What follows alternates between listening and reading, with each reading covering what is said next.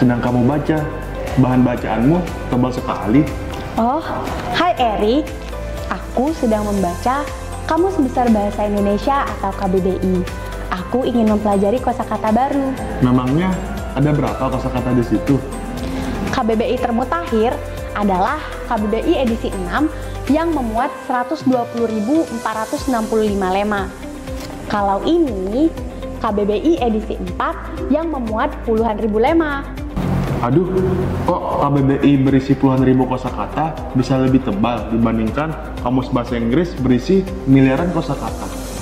Menurutku, KBBI lebih tebal karena KBBI tidak hanya menjelaskan persamaan kata, tetapi KBBI menjelaskan berbagai hal mengenai kosakata, seperti kelas kata, etimologi kata, pembentukan kata, ragam kata, definisi kata, dan contoh penggunaan kata dalam kalimat. Ternyata isinya banyak juga ya. Kira-kira KBBI dapat kosakata sebanyak itu dari mana? Sumbernya banyak, seperti pemadanan, penerjemahan, dan penyerapan dari berbagai bahasa. Bahasa apa saja yang dapat dimasukkan ke dalam KBBI?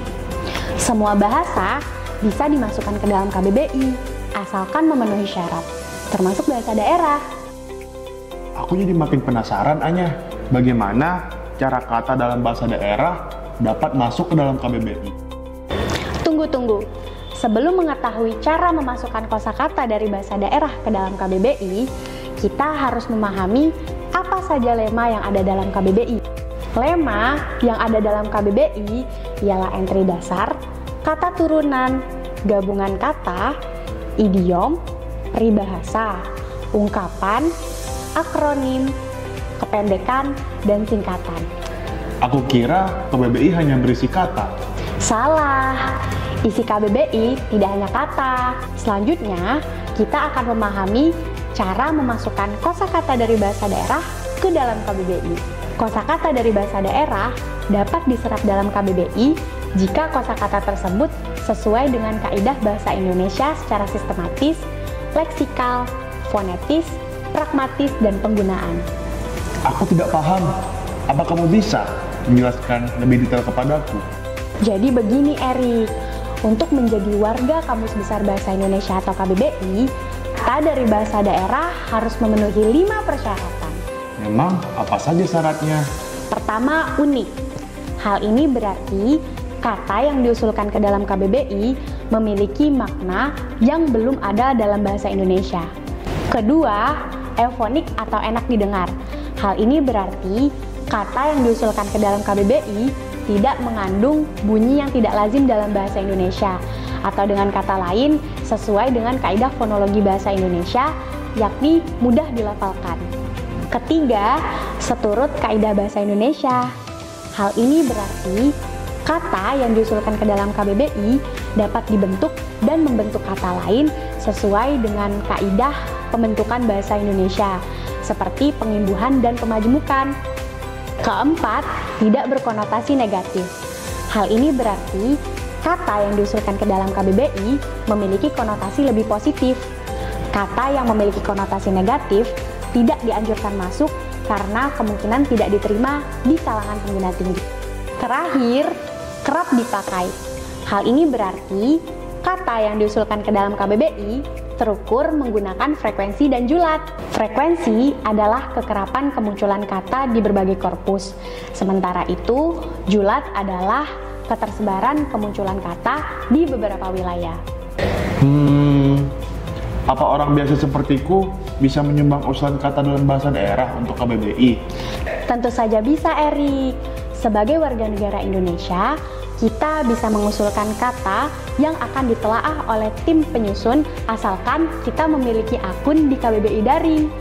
Akun di KBBI Daring dapat dibuat dengan menggunakan alamat pos L yang sah. Sepertinya aku mulai paham nih. Ngomong-ngomong, apa bahasa Melayu Bangka dan Belitung ada dalam KBBI? Ada dong.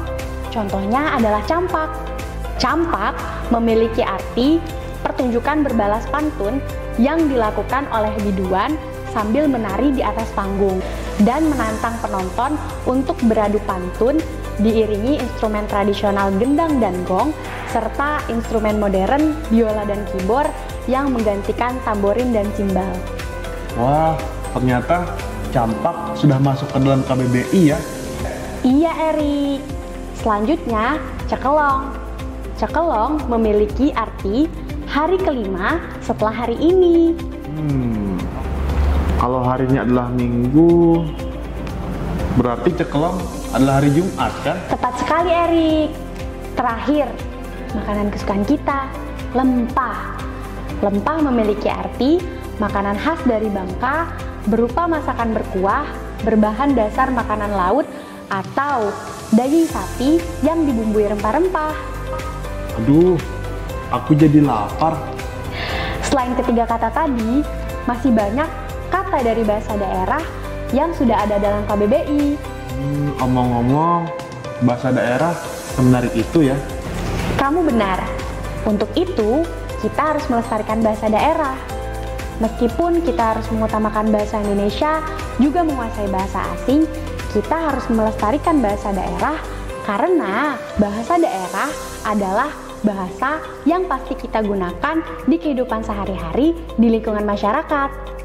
Bahasa daerah dapat memperkaya kosakata bahasa Indonesia.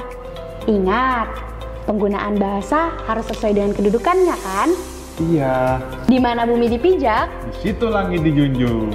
utamakan bahasa Indonesia, lestarikan bahasa daerah, kuasai bahasa asing.